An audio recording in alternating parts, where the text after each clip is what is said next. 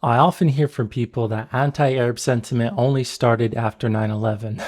Boy, have I got bad news for you. Today I'm going to be showing you cartoons from Disney and Warner Brothers going all the way back to the 1920s, and they're full of blatant Orientalist stereotypes. This is part of my Casual Arab Slander series where I document these tropes and log them in a public Google Sheet. I'll link it in the description so you can check it out for yourself. Let's watch some cartoons. Mickey in Arabia, 1932. Mickey and Minnie Mouse find themselves in the deserts of Arabia. The first thing we see is a Dr. Seuss looking camel. Two inaccuracies right away. This camel has two humps, which means it's a Bactrian camel, native to the Asia region. The camel species native to Arabia is the dromedary, which only has one hump. The second inaccuracy is in the background we see pyramids. Western films often put pyramids in the background of Arab lands, and this is an Orientalist trope. Pyramids only exist in one country, Egypt. Edward Said wrote about this in his book Orientalism. Imagery like the pyramids, the Sphinx, and the desert to make Arabia look exotic are common things. This ignores real people and modern cities. We see a person wearing a headdress, a face covering, and a skirt, but amazingly, they're also wearing a bikini top. It's a strange way to show modesty, but it aligns with Orientalist stereotypes. In the background, we see a variety of dome types on the tops of buildings. Some make sense for Arabia, but others look Russian inspired. It reminds me of Agrabah Palace in Aladdin 92. We get a bizarre scene and oh my goodness, where do I start? In the foreground, we have people in a variety of clothing from small turbans, fezzes, and big turbans. The women are veiled and walking around with large vases on their heads. And we can see a mix of clothing styles, which makes sense since it's a market. But look at the background. There's musicians playing on what looks like a trumpet and drums with two chained up women slaves dancing in the streets. It's appalling and clearly communicating, look at the entertainment in the Arab world. They have changed up slaves dancing for your amusement. I like that they were period correct with women being typically veiled in public, but what's the matter when you've got a disgusting display of slavery dancing in our faces? Then we see snake charming. This is an Indian stereotype and not Arab, but Orientalism mixes cultures up together because we're all the same East to their west. The shoes of every character in this cartoon are like the Indian pointy juti style. These pointy shoes are a typical stereotype of Arabs and Persians, but it's totally inaccurate. The camel starts drinking from a barrel of beer. It's strange because why is there an open barrel of beer in the middle of a market in Arabia? Historically speaking, alcohol was either banned or frowned upon in the region. This just comes off as an American funny cartoon thing to me. Mickey's posing with a woman while Minnie is taking a photo. She lifts her veil up like a blinder for the picture. It's a funny moment but problematic on three layers. The first layer is the idea that a conservative woman will just drop her veil for a Western man. The second layer is taking a photo with her in the first place. Is it just because she's from another land and exotic you want to take a photo with her? It's weird. The third layer is a deeper cut. In the 19th century, Western photographers traveled to Arabia, staged and sold sexualized images of local women, often exploiting the poor or even enslaved, to match the Orient fantasy shaped by Orientalist paintings of the time period. Is this scene referencing this dark history?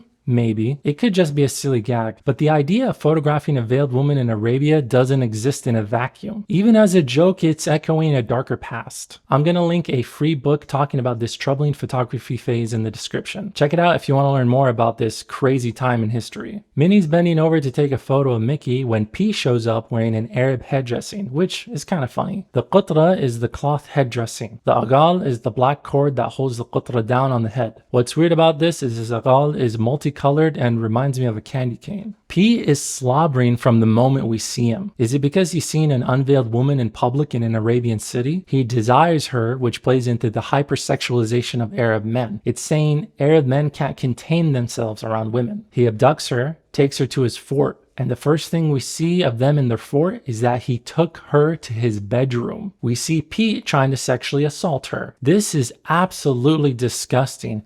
Why go so far to depict Arabs this demonically? But hold on, is this fair to say? Does Pete do this to Minnie in other cartoons of that era? I went through every Mickey Mouse cartoon from the 1920s and 1930s that has Pete and Minnie Mouse in it. I wanted to know if Pete does this to her in any other cartoon. At the end of the video, I'm going to go through every single cartoon I looked at and show it to you, so wait till the end for that. But here's the quick stats. Out of the 14 Mickey Mouse cartoons from the 1920s and 30s that include Pete Pete and Minnie Mouse. 7 feature plots where Pete abducts Minnie and tries to SA her. 5 have Pete coded as a foreigner. 3 are Latin coded. 1 is French Canadian coded. 1 has him Arab coded. Common plot point in these early cartoons is Pete kidnapping Minnie. Most of the time he's foreigner coded, but when he's coded as Arab, they go further. He takes her into his bedroom. No other Pete abduction scene has this. It's ugly across the board and the pattern is crystal clear. The dangerous foreigner is preying on American women. I get that it's played for laughs, but that doesn't make the message any less harmful. Pete tries kissing Minnie against her will when Mickey comes to the rescue. As he's running from her, a bunch of henchmen show up with swords in their hands, and of course, they're scimitars. There have been so many wonderful people who have commented on my videos telling me that the curved sword or the scimitar is an abused Orientalist trope. Constantly giving Arabs curved swords is ridiculous. It's a lazy Orientalist stereotype that helps paint Arabs as the other. The good Europeans use straight swords. Those evil Arabs use curved swords. Pete has his eyes covered by his qatra because it goes over his head. Just want to point out, this is technically impossible. The design and size of the agal is made to sit on top of the head in order to secure the qatra. It's not even physically big enough to go over the midsection of your head. Western animators from the 30s making an offensive Orientalist cartoon wouldn't have known this, but I get it. It's a cartoon, so crazy stuff happens. Pete's first instinct? Violence. He pulls 2 guns out and starts blindly firing in all directions. You know, like what a typical violent Arab would do, but that's a harsh take. It's just an amusing gag for a cartoon. Mickey picks up what looks like a shisha pipe, blows through it, and blasts Pete in the face. A shisha pipe is a device that's commonly used in Arab to vaporize tobacco. You suck it in through your mouth and it's really intense. I've never smoked and I tried a shisha one time and I absolutely hated it. Mickey's outside running up some stairs with Minnie in a vase, and we see more Russian-inspired onion domes. This is not found in Arabia. Let's put this cartoon into context. There are elements that make it an obvious product of its time, but at the end of the day, it uses many offensive Orientalist tropes. Each time Pete abducts Minnie in the 20s and 30s cartoons, the majority of them have Pete coded as a foreigner other. Put simply, it's a disgusting theme. It paints those who aren't American as evil. Like they want to steal and hurt your women. The unique thing about this cartoon is how Pete takes her to his bedroom right away. The communication is clear. The evil Arab is going to steal your women and take them directly to the bedroom and hurt them. It's harmful and revolting. Porky in Egypt, 1938. Porky Pig is a classic Warner Brothers cartoon character, and in this short, he goes to Egypt. Credits open and we see pear-shaped domes and Islamic minarets. Both are typical Arabian architecture. At least they're not drawing onion domes. What's surprising here is they put a crescent moon on the top of one of the minarets, a symbol of Islam. The music starts playing and it reminds me a lot of Arabian Nights from Aladdin. Oh no, they have a character standing on a balcony and he starts chanting in a gibberish language. It's mocking the adhan, or the call for prayer. This happens 5 times a day in Muslim majority countries. You hear it throughout the country because every mosque is doing it. But I want to note something. During the adhan, it's respectful to stop any music you're listening to or playing. But there's music playing in this scene at the same time the mock adhan is going on. This happens so often in Western media. They have music playing while the adhan is going. They're just ignorant about it. There's 4 characters wearing turbans. All of them have beards and giant noses. One of them has pointy shoes and he's randomly chanting. This is a common stereotype. Muslims are thought of as doing random chants all the time. Turns out they're gambling and he throws dice that have 2 2s. I don't think there's any messaging here about Arabs being gamblers. It's more like a funny gag that he's chanting, but it turns out that he was praying to get a good roll on his dice. Then we see a woman walking. Her face and legs are veiled, but she's only wearing a bra top. This aligns with sexualized depictions of women in Arabia, and it's deeply Orientalist. She removes her veil and it's a guy who does a cartoony "hello boys" gag. Then we see a person resting on a bed of nails. This is an Indian stereotype, not Arab. The mixing of cultures like Arabian with Indian is a characteristic of Orientalism. It still goes on to this day. I made a video about the live action remake of Aladdin from 2019 and they went full Bollywood. Check that video out after this one. Then we see him eat fire because we have to continue with the most tired tropes of Indian street performers. We see a tour guide with a megaphone advertising for people to go check the mummies out. On his head he's wearing a fez and his clothes look like traditional street clothes worn by many Egyptians. This is called the jalabiya. Finally, we get something resembling authenticity in this video, but save the applause. This camel is wrong. That's a Bactrian camel native to Asia. The camel species native to Arabia is the dromedary. The tour guide speaks gibberish and it feels like he's mocking Arabic. Or it could be ignorance, like this is what the voice actors think Arabic sounds like. I've never personally been to Egypt, but many of my family members have. They tell me the tour guides can be relentless. Sometimes they can get pushy, but please have empathy. This is how many of them survive. A herd of white tourists shows up and gets on the camel. To make sure you know it's white tourists, they make all their clothes white too. Great visual allegory. The camel is trailing two skunks. I don't know what this is supposed to mean. Is it a reference to something? If you know what this is, let us know in the comments. The sun is so hot that it punches the camel in the face and he starts going manic. He screams, "It's a desert madness!" He also yells 3 times, "The camels are coming!" This could be a reference to another movie. Many classic cartoons would reference movies and media of their time. That's how they used to spread memes before the internet existed. I tried to find what this is referencing and found a 1934 British film called The Camels Are Coming. Side note, in this movie, the British white main actor puts on brown face to disguise himself as an Egyptian in one scene. Disgusting. Sadly, in this movie, he doesn't say the phrase, "the camels are coming." What I'm thinking is this is a reference to Paul Revere saying the British are coming. That's my best guess. But if you know where this could be from, let us know in the comments. The camel pulls out bagpipes, which are Scottish, and plays the tune, "The Campbells Are Coming," a play on words of "the camels are coming." Then he does a dance that reminds me of an Irish river dance. They get out of the sun and the camel goes back to normal, but oh no, the heat gets to Porky and he starts going crazy. We see him throw on a French Napoleon style hat with the letter N to make the Napoleon reference clear. Napoleon famously invaded Egypt and Syria from 1798 to 1801. I theorize this is one of the few historical facts Americans would know about Egypt back then when this was made. Why have Porky put on a Napoleon hat when he's going crazy? I have no clue. Porky in Egypt is a silly cartoon. There's offensive things at the start, but then it turns wacky. Even though it's set in Egypt, we don't see a single pyramid or the Sphinx. That blows my mind. Alibaba Bound, 1940. We're looking at another Looney Tunes Porky Pig cartoon based in the desert. We see the title screen and right away there's a scimitar. As mentioned previously, this is an Orientalist invention of the types of swords Arabs use. 90% plus of the swords in Arabia are straight. If anyone knows the origin of this stereotype, get your booty in the comments section and tell us why. I know it's different on purpose to differentiate the straight swords of the West versus the curved swords of the East, but where does it come from? We see a tent in a desert and it's called the brown turban and shaped like one too. Porky Pig walks out wearing what looks like a French Foreign Legion military outfit. He starts talking to a human who's wearing a cartoonishly small fez. The fez sits on the crown of the head and covers the entire thing. Porky walks into the "you drive, rent a camel."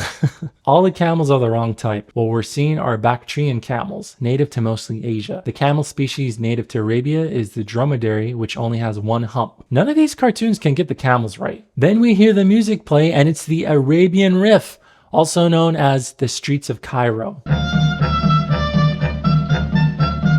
It's a well-known melody published in different forms in the 19th century. It has an interesting history of possibly being from an Algerian folk song. I'll link to more info about it in the description. But to put it simply, playing this melody when we're showing Arabs is an offensive stereotype. Porky gets to a fort and we see an Arab looking through binoculars. Text on screen labels him Ali Baba, the mad dog of the desert. He has a cartoonishly huge smile, huge nose, a beard, and a long thin mustache. These are common elements of offensive caricatures of Arabs. Arabs are yelling at the tops of their lungs as they rush Porky with guns and knives. So far, I'm not seeing anything egregious in terms of offensiveness in a cartoon.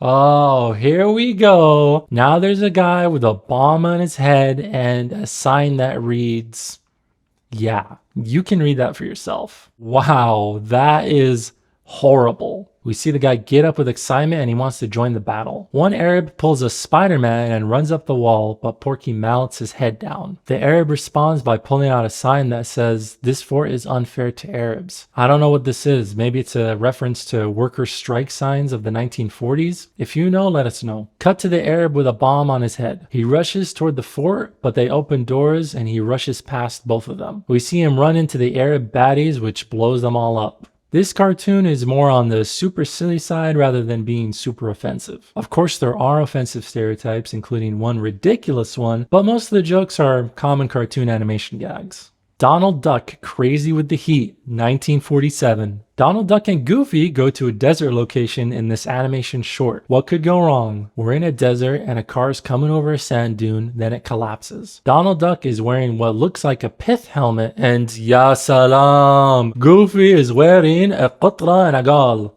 Confirmed, Goofy is Arab. The qatra, which is the cloth headdress, and the agal, the black cord that holds it down, are the common headdress of many Arab men. I've never personally seen a red agal, but hey, it's a cartoon. One thing I do want to point out is it's too far down on his head, but we'll let it slide. Goofy gets out of the car and it looks like he's wearing a red dishdasha. A dishdasha, which is what we call it in Kuwait, is also known as a thobe. It's the long robe many Arabs wear as traditional clothing. Funnily enough, you can see a separation between the top and bottom like it's a two-piece. The dishdasha is one long piece. We see the sun shining intensely on Donald and Goofy. It seems like a super hot sun in a desert is a common plot device in classic cartoons. Goofy starts hallucinating an Oasis soda fountain. Then we see a dark-skinned Arab server appear. He's wearing an agal you typically see older Bedouin tribespeople wear. This cartoon came out in the 1940s, so it fits. Though there is something different about it. The red and white color pattern is strange. I say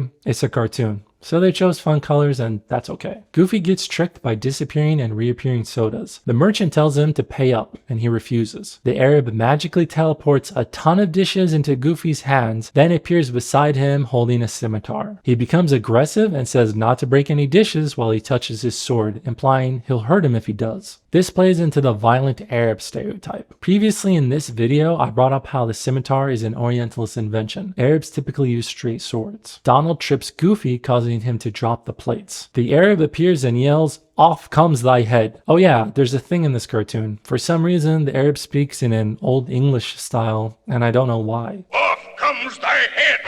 Maybe there's an implication of Arabs being backwards here, but that's kind of a stretch. The Arab raises his sword and swipes at the two, and this is playing at the Arab who's quick to anger trope. Donald's hat gets cut in half. Then the Arab starts throwing punches at Donald. He ends his barrage with a slap. Goofy's running and sees a camel. The wrong type though. This is an Asian camel with 2 humps. Arab camels have 1. Why do cartoons get this wrong so often? The pair ride out into the sunset and that's the end of the episode. There isn't much to complain about in this one. The angry Arab stereotype and the violence is there, but it's played for laughs. It's a cartoon from before the 50s. There was a lot of violence. But still, depicting Arabs like this hurts. Ali Baba Bunny, 1957. Bugs Bunny and Daffy Duck are here to entertain us with a healthy amount of Arab stereotypes. Woo! We opened with 2 people wearing turbans. The guy on the right says, "Close sesame," and a stone cave entrance closes like a garage door. Fun fact, the phrase "open sesame," used to unlock a magical door, comes from the Arabian Nights. Specifically, the tale of Ali Baba and the 40 Thieves. This is one of the rare examples of an Arab storytelling element that's still part of modern pulp culture, and it's something positive. One of the characters turns around and he's wearing a large green turban with a crescent moon symbol. These are 2 clear visual references to Islamic culture, the green and the crescent moon. The character has a stereotypical large nose and thin mustache, and he's cartoonishly riding a tiny camel, which amazingly has 1 hump instead of 2. They did their research on Arab camels this time. The other character appears and his name is Hassan. He's got a long, thin mustache that reminds me of Salvador Dali, and he's got a large sword. I wouldn't call this a curved sword, but what do you think? Does it look like a scimitar? Let me know. Bugs Bunny and Daffy Duck pop out of the ground and into a cave of treasures. This is a reference to the cave of treasures in the original Alibaba story in 1001 Nights. Hassan runs into Daffy, and the first thing he does is attack him, playing into the stereotype of violent Arabs. But to be fair, he's guarding the cave and it's a cartoon, so the argument is weak. Hassan runs towards Bugs Bunny. We see Bugs inside of a bottle. He's wearing a purple turban featuring a crescent moon. He says he's a genie and Hassan bows to him. Bowing to a genie is weird to me. Like, why would he do that? I don't remember any characters from 1001 Nights bowing to a genie. Sometimes they're scared and recoil in fear, but bowing? That's new. But hey, remember, we're watching a loony cartoon. One thing to note, there are no genies in the original Alibaba story. This is in addition to this cartoon. Bugs asks Hassan if he wants the treasure. Hassan says yes. Then we get a hilarious dance from Bugs. Flippity flappity flute. It's yours. Hassan is chasing Daffy, who steals a giant diamond. He appears before Bugs and tells Hassan that Daffy went up the rope. He climbs it and magically disappears. This is a reference to a legendary magic trick called the Indian rope trick. A magician causes a rope to rise and suspend in the air, allowing an assistant to climb it and disappear. This is a knock on the cartoon for mixing and matching Arab and Indian cultures, a key trait of Orientalism, seeing everything as the same monolithic other. Daffy finds a lamp and rubs it. Out pops a green colored genie. He tries jamming the genie back into the lamp, but he gets upset and zaps Daffy. Genies do threaten people in the Arabian Nights stories. One instance that comes to mind is in the original Aladdin story. Aladdin asks the genie to give him a ruh egg. The genie gets really upset at this request and threatens Aladdin. But out of all the Arabian Nights stories, I don't recall any genie causing bodily harm to anybody. There's a lot of threatening and wish granting, but I don't think they hurt anyone. But if you remember a story, then let us know in the comments. 5 wild cartoons. Some were just silly, many of them had offensive things in them. But it's important to know what they were and what they were trying to do. They were designed to be loud, chaotic, and entertaining to American audiences. This doesn't excuse the stereotypes, but looking at them with outrage doesn't do us any good. We have to consider the historical context. The artistry and animation is absolutely stunning, especially when you consider that these are as old as the 1920s. There are talented artists out there and we should recognize them. My end goal isn't to say these are bad, don't watch them, we should ban them. I want to understand these things, learn from them, and move forward a little more aware, a little more thoughtful, and a little better than before. I promised to show you the research I did on scenes from classic Mickey cartoons that feature Pete and Minnie. These are the ones I could find from the 1920s and 30s. In Steamboat Willie from 1938, the first Disney cartoon to feature Mickey, Minnie, and Pete, Pete doesn't interact with Minnie. In Gallopin' Guacho from 1928, Pete abducts Minnie Mouse and chains her to a wall. This is set in Argentina and implies Pete is a foreigner Argentinian. In The Barn Dance from 1929, Pete is respectively bowing to Minnie and asking her to dance kindly to sway her away from Mickey. In The Cat's Away from 1929, Pete doesn't interact with Minnie. In The Cactus Kid from 1930, Pete is slobbering when he first sees Minnie, like in Mickey in Arabia. He tries abducting Minnie and rides off with her on a donkey. Importantly, Pete is coded as a Mexican foreigner. In The Gorilla Mystery from 1930, it's not Pete doing the slobbering and trying to capture Minnie. It's a gorilla doing those things. In Traffic Troubles from 1931, Pete doesn't interact with Minnie. In The Delivery Boy from 1931, Pete and Minnie don't interact. But while watching it, I saw something I wanted to point out. Pluto is looking at a number of danger signs, and when he gets to one that's written in Hebrew, a turtle pops out from behind the sign, does a Semitic style dance, and the music switches to an Orientalist sounding flute. It's obviously anti-Semitic and disgusting. In Barnyard Olympics from 1932, Minnie is cheering on Mickey and doesn't interact with Pete. In The Klondike Kid from 1932, Pete tries essaying Minnie and kidnaps her. Pete is foreign coded, specifically French Canadian. In Building a Building from 1933, Pete harasses Minnie, abducts her, and tries kissing her. Finally, we get an example of Pete doing this, but he's not foreign coded. In The Male Plot from 1933, Pete doesn't interact with Minnie. In Shanghai from 1934, Pete tries essaying a tied up Minnie. He's not foreign coded in this one, but he's a pirate. In Two Gun Mickey from 1934, Pete is foreigner Mexican coded and harasses Minnie. He abducts her and tries to essay her.